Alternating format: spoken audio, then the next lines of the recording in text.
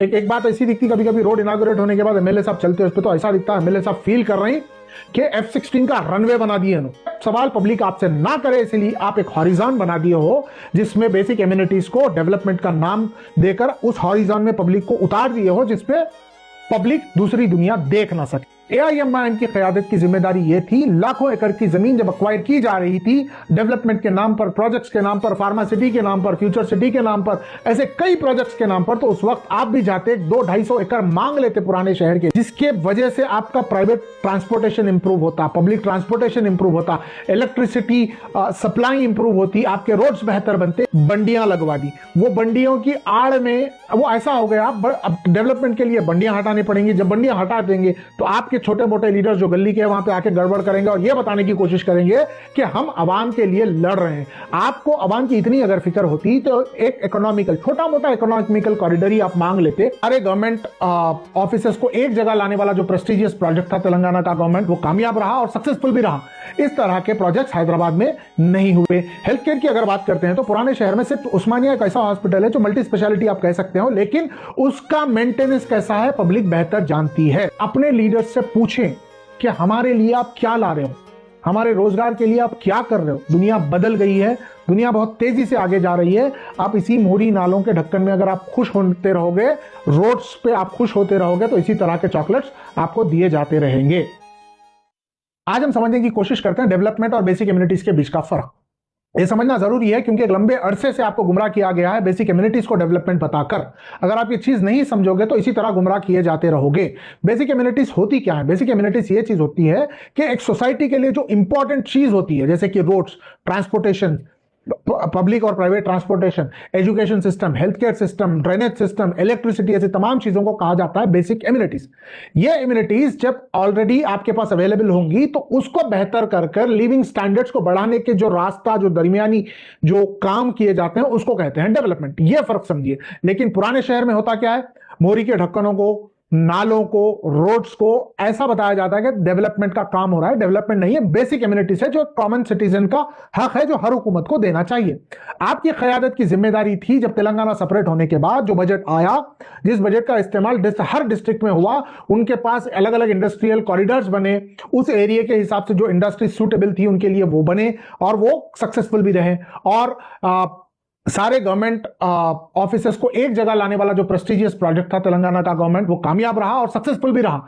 इस तरह के प्रोजेक्ट्स हैदराबाद में नहीं हुए। हेल्थ केयर की अगर बात करते हैं तो पुराने शहर में सिर्फ उस्मानिया एक ऐसा हॉस्पिटल है जो मल्टी स्पेशलिटी आप कह सकते हो, लेकिन उसका मेंटेनेंस कैसा है पब्लिक बेहतर जानती है।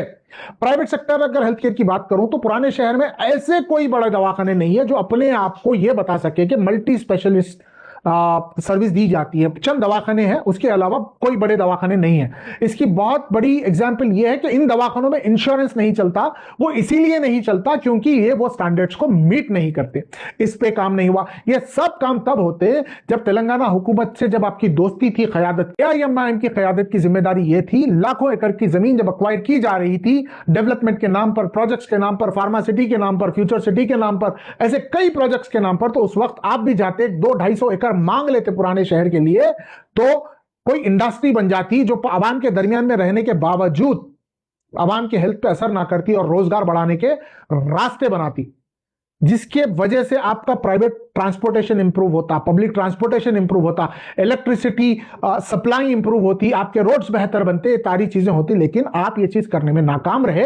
ये सवाल पब्लिक आपसे ना करे इसलिए आप एक हॉरिजॉन बना दिए हो जिसमें बेसिक इम्यूनिटीज को डेवलपमेंट का नाम देकर उस हॉरिजॉन में पब्लिक को उतार दिए हो जिसपे पब्लिक दूसरी दुनिया देख ना सके।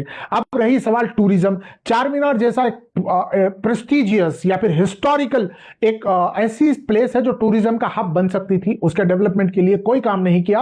लेकिन आपने उसके बजाय क्या किया, वहां पर बंडियां लगवा दी। वो बंडियों की आड़ में वो ऐसा हो गया अब डेवलपमेंट के लिए बंडियां हटानी पड़ेंगी। जब बंडियां हटा देंगे तो आपके छोटे मोटे लीडर जो गली के वहां पे आके गड़बड़ करेंगे और यह बताने की कोशिश करेंगे कि हम अवाम के लिए लड़ रहे हैं। आपको अवाम की इतनी अगर फिक्र होती तो एक इकोनॉमिकल, छोटा मोटा इकोनॉमिकल कॉरिडोर ही आप मांग लेते जहां पे हॉकर्स या इस तरह के लोग जो रोजमर्रा का कारोबार करते हैं उनके लिए एक जोन बना देते और उस जोन में आप इनको भेज देते, इनको बंडियों से निकाल के दुकान में लाते, ताकि इनकी कम से कम वो चार टायरों से निकल के एक मुकाम तो बन जाता उनका। ये काम आप नहीं करे। ये करने के बाद आप उसको एक अच्छा टूरिज्म स्पॉट की तरह डेवलप कर सकते थे, जिसमें पुराने शहर के लोगों को रोजगार मिल सकता था। नाकाम रहे। दो हुकूमत, बीआरएस और कांग्रेस की हुकूमत, आज कांग्रेस की हुकूमत चल रही है, उसके बाद भी पुराने शहर में किसी भी तरह के इंडस्ट्रीज, इंफ्रास्ट्रक्चर की कोई बात नहीं होती। आवाम को चाहिए सवाल करें, इस फर्क को समझे, बेसिक एम्यूनिटीज पे। एमएलए साहब, एक बात ऐसी दिखती कभी कभी रोड इनागुरेट होने के बाद एमएलए साहब चलते उस पर, तो ऐसा दिखता है एमएलए साहब फील कर रहे हैं कि F-16 का रनवे बना दिए इन्होंने। अच्छी बात होती, हम भी खुश होते, लेकिन इससे आपका नुकसान होने वाला है। आवाम को चाहिए, दुनिया बदल गई है, बहुत तेजी से आगे बढ़ रही है, इन चीजों से ऊपर उठे, अपने लीडर्स से पूछें कि हमारे लिए आप क्या ला रहे हो, हमारे रोजगार के लिए आप क्या कर रहे हो। दुनिया बदल गई है, दुनिया बहुत तेजी से आगे जा रही है। आप इसी मोरी नालों के ढक्कन में अगर आप खुश होते रहोगे, रोड्स पे आप खुश होते रहोगे, तो इसी तरह के चॉकलेट्स आपको दिए जाते रहेंगे।